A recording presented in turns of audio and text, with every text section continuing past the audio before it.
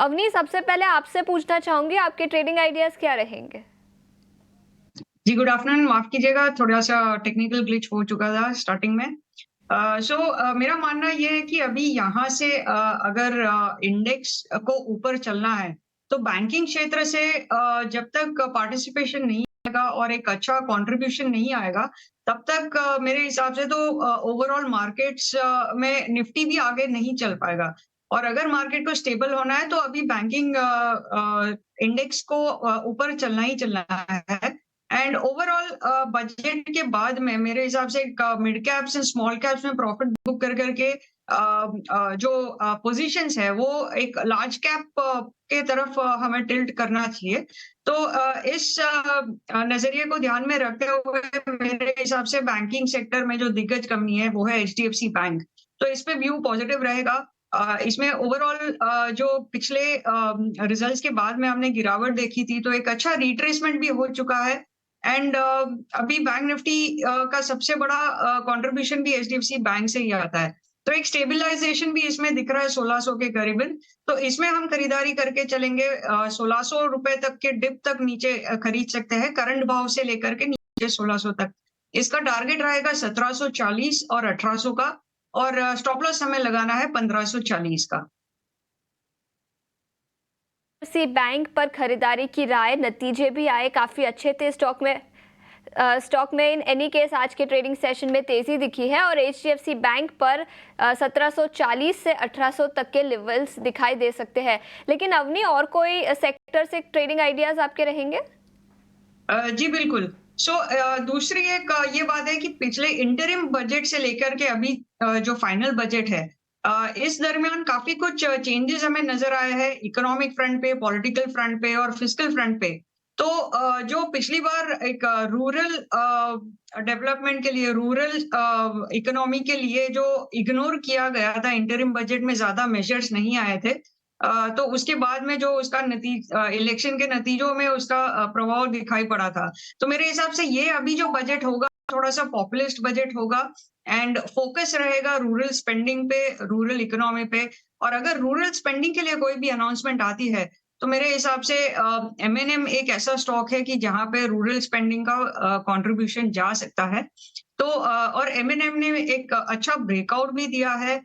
And अभी recently जो SUV prices कम करने के जो कारण से जो स्टॉक में गिरावट आई थी, उसमें एक अच्छा रिट्रेसमेंट हो चुका है, कंसोलिडेशन हो चुका है। तो मेरे हिसाब से यहाँ से अब व्यू तेजी का बनता है एमएनएम में। तो इसको 2800 से 2780 के डिप्स तक हम इसे खरीद सकते हैं स्टॉक को।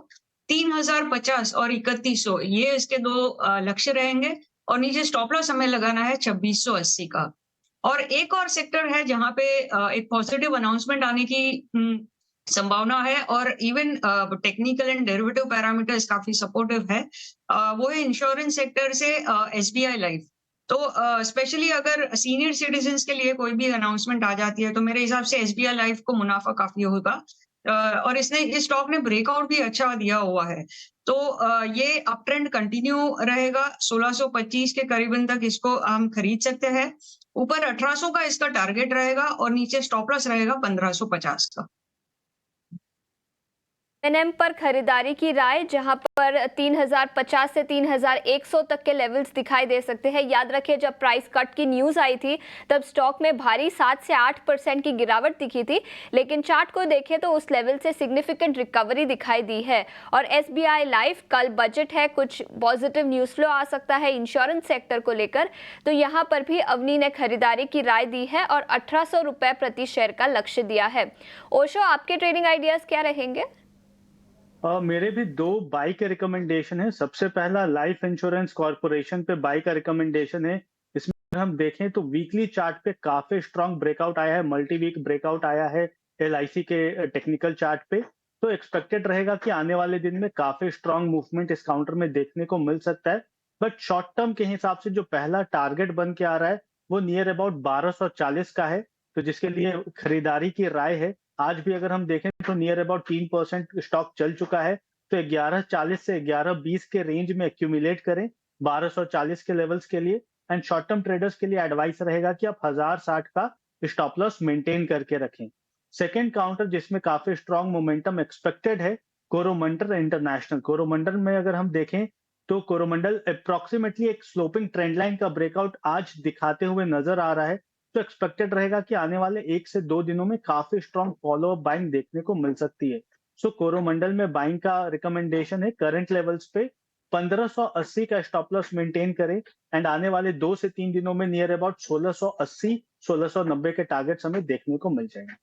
बिल्कुल, तो कोरोमंडल इंटरनेशनल पर खरीदारी की राय 1680 तक के लेवल्स दिखाई दे सकते हैं। और दूसरा, इंश्योरेंस सेक्टर से एलआईसी पर भी खरीदारी की राय है ओशो की तरफ से, जहां पर 1240 तक के लेवल्स दिखाई दे सकते हैं। बैंक दोनों के नंबर्स अच्छे नजर आ रहे हैं और अभी आपकी स्क्रीन पर यूको बैंक का नंबर आया है।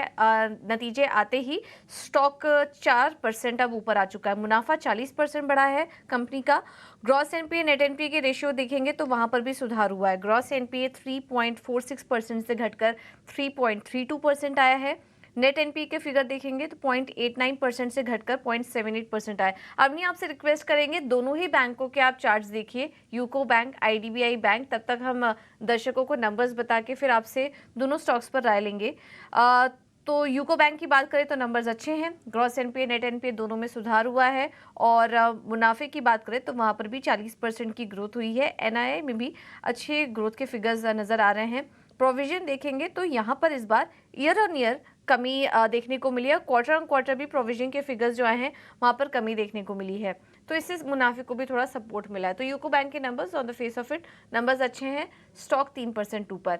वहीं आईडीबीआई बैंक के नतीजों की बात करें तो यहाँ पर भी नंबर्स अच्छे नज़र आ रहे हैं। अगर हम आपकी स्क्रीन पर वो नंबर्स लेकर आ पाए तो एनआईआई घटा ज़रूर है, लेकिन कुछ प्रोविजन रिवर्सल हुए हैं, यहाँ पर राइट बैक हुआ है, जिसके चलते आईडीबीआई बैंक के स्टॉक में तेज़ी है। तो एसेट क्वालिटी के लिहाज से अगर देखेंगे तो नंबर्स काफ़ी अच्छे नज़र आ रहे हैं। यहाँ पर भी ग्रॉस एनपीए नेट एनपीए दोनों ही रेशियोज़ में सुधार देखने को मिला है। ग्रॉस एनपीए 4.5 से घटकर 3.8, अब 4% के नीचे एनपीए के फिगर्स आ चुके हैं। और नेट एनपीए के नंबर्स भी देखेंगे तो 0.34% से घटकर 0.23% आ गया। तो काफ़ी अच्छा सुधार एसेट क्वालिटी के फ्रंट पर देखने को मिल रहा है आईडीबीआई बैंक के केस में। एनआईआई में कमी ज़रूर आई है, लेकिन बाकी जो ऑपरेशनल फिगर्स हैं वो काफ़ी मजबूत नज़र आ रहे हैं। स्पेशली एसेट क्वालिटी के नंबर्स अच्छे नज़र आ रहे हैं आईडीबीआई बैंक के। तो ये दोनों नंबर्स ओके। यूको बैंक एक मार्जिन के नंबर्स अभी आए हैं जिसमें कि क्वार्टर ऑन क्वार्टर गिरावट आई है, इस वजह से हम देख रहे हैं स्टॉक में थोड़ा प्रेशर आया। लेकिन अब नहीं, आपके पास आएंगे दो सरकारी बैंक मिड कैप स्पेस से, IDBI bank, UCO bank. Numbers अभी एक एक कर आ रहे हैं जिसमें कि स्टॉक का रिएक्शन भी मिल रहा है। लेकिन नंबर्स को देखते हुए अभी ट्रेडर्स क्या करें दोनों ही स्टॉक्स में? से पहले यूको बैंक की बात करेंगे। इसमें जो हमने कंसोलिडेशन देखा है, पिछले 1 महीने से कंसोलिडेट कर रहा है, नीचे 54 का सपोर्ट लेकर के और ऊपर की तरफ 58 का रेजिस्टेंस है। तो आज इतने अच्छे नतीजों के बावजूद अभी भी स्टॉक फिलहाल वो सीमित दायरे में ही है। जब तक 58 का लेवल क्रॉस नहीं होता है, मेरे हिसाब से कोई बड़ी तेजी इसमें नजर नहीं आ रही है। तो ये 54 से 58 के कंसोलिडेशन रेंज के बाहर अगर निकलता है तब भी कोई ट्रेड बन सकता है इसमें। तब तक ये stock wait and watch list में ही रहेगा। और इसके मुकाबले अगर आईडीबीआई बैंक देखें तो इसका स्ट्रक्चर काफी बहुत अच्छा है, बेटर है यूको बैंक के कंपैरिजन में। और इसमें ऊपर की तरफ 100 रुपए तक का लक्ष्य हम रख सकते हैं। फिलहाल इस लेवल पे अभी खरीदारी हम कर सकते हैं। इसमें जो रफ्तार होगी 94 के ऊपर फिर बड़ी तेजी से ऊपर 100 रुपए तक चलेगा। पर एक बार 94 क्रॉस हो जाए उसके बाद हमें एक अच्छा मूव देखने मिलेगा। बट ओवरऑल स्ट्रक्चर पॉजिटिव है, तो आईडीबीआई में हम पॉजिटिव व्यू लेके चलेंगे, खरीदारी करके चल सकते हैं अभी करंट रेट से। बट यूको बैंक में वेट एंड वॉच रहेगा।